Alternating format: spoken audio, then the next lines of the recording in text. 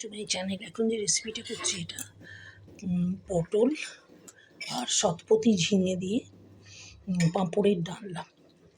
এতে টমেটো, কাঁচা লঙ্কা, আদা, জিরে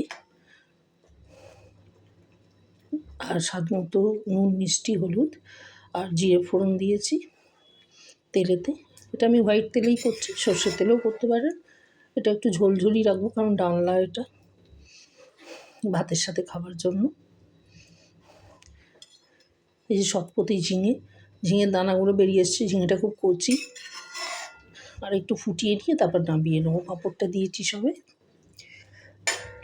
শতপতি ঝিঙে পটল দিয়ে পাঁপড়ের ডালনা, এটা খুব খেতে সুস্বাদু হয়। পাঁপড়ের তো অনেক রকম তরকারি খেয়েছেন, কিন্তু এই ডালনাটা খুবই সুস্বাদু একটা নিরামিষ রেসিপি।